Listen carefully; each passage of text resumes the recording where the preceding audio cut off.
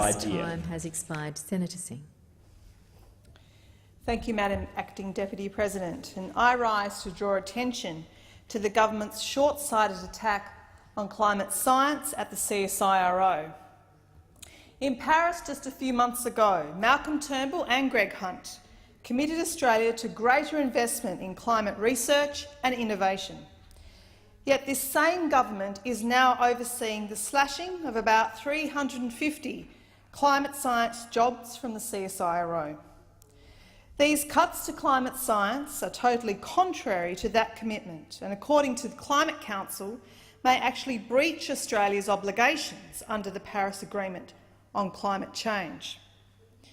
Australia and the world's need for comprehensive and evolving research into the effects of climate change have never been greater.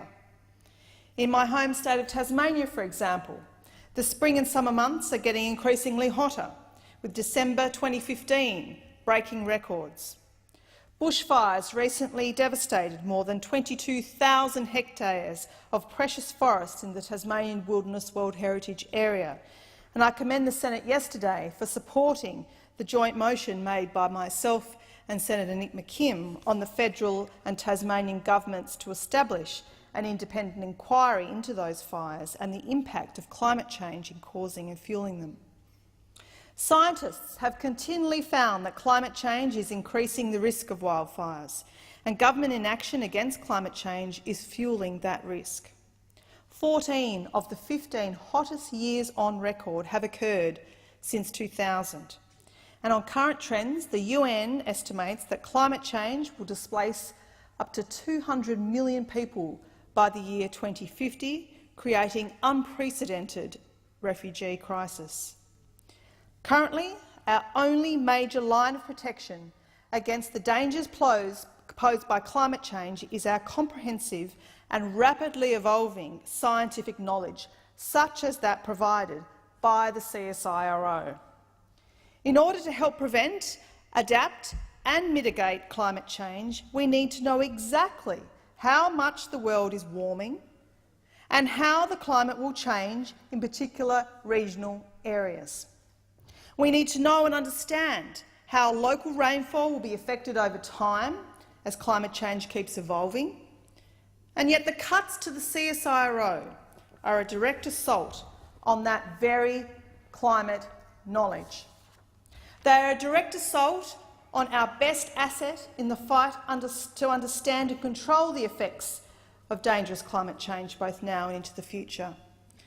And in speaking out against the CSIRO cuts, its respected scientist, Dr John Church, recently told the ABC that Australia would not be able to properly respond to climate change if it did not measure the changes. So in light of those cuts, Dr Church said, and I quote, he questioned, "How will Australia's rainfall change? How will Australia's drought-flood cycle change? This has really important implications for water supply and for food supply." Furthermore, the President of the Australian Academy of Science, Professor Andrew Holmes, has said that without a nationally coordinated effort, our diminished research capacity will mean Australia lacks the local knowledge necessary to adapt to a changing climate. A recent petition signed by 2,800 international scientists from more than 60 countries expressed outrage at the CSIRO cuts, saying, and I quote, "The decision to decimate a vibrant and world-leading research program shows a lack of insight and a misunderstanding of the importance of the depth and significance of Australia's contributions to global and regional climate research." The common excuse put forward to justify the CSIRO cuts by the Turnbull government and the CSIRO Chief Executive, Larry Marshall, is that we now know climate change is happening and should now move on and move all our stocks into adapting and mitigating against it. But as Dr Church and Professor Holmes have illustrated, we have no hope of adapting to and mitigating against the effects of climate change, both globally or locally, unless we fully understand what those specific effects are and go on monitoring them closely for years and years and decades to come. Moreover, if Australia, through the CSIRO, doesn't continue that vital, in-depth research, there's a very real risk that it won't happen at all anywhere in the world.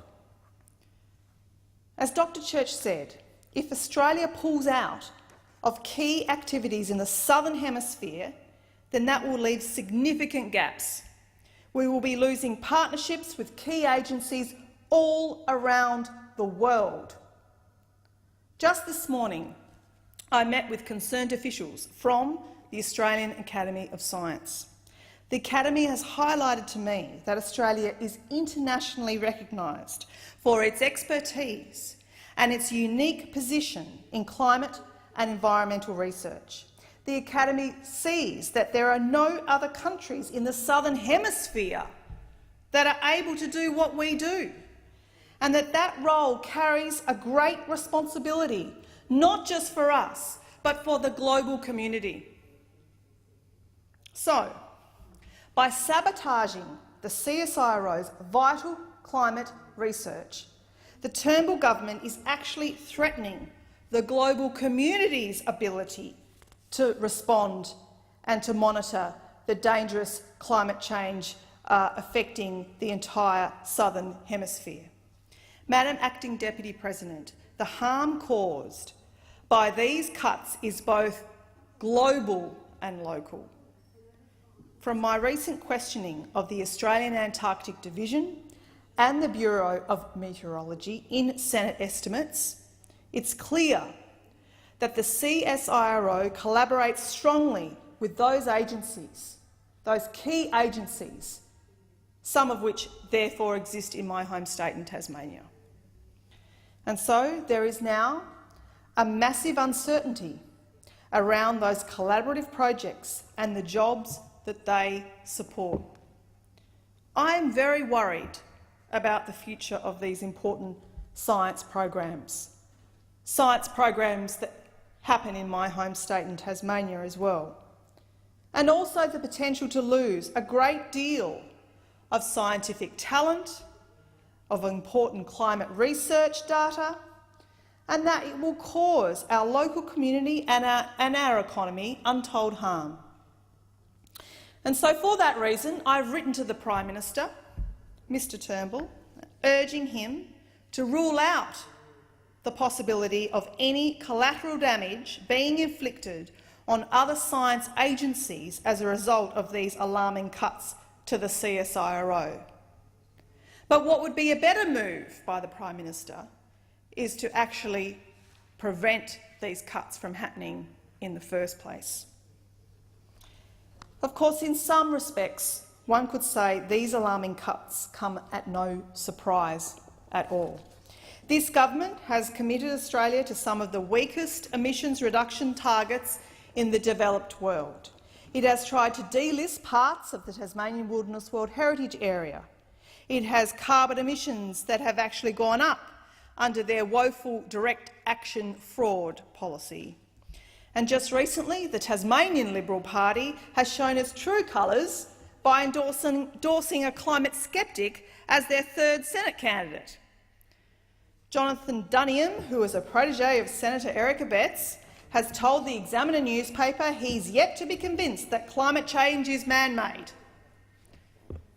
So at a time of great climate peril, when Australians are demanding serious action, the Liberals are still trying to put climate deniers into the federal parliament. By contrast, Labor has a serious plan to tackle climate change by ensuring 50% renewable energy by 2030, a commitment to zero net emissions by 2050, and through an emissions trading scheme. I sincerely hope the Turnbull government comes to its senses and intervenes to prevent these senseless and downright stupid and dangerous cuts to the CSIRO. Our understanding of the global and local effects of dangerous climate change depends on it. Our ability to monitor and to respond to our dangerously changing climate depends on it. The future work of our talented scientific community depends on it, and above all, the health of our planet and our shared humanity depends on it.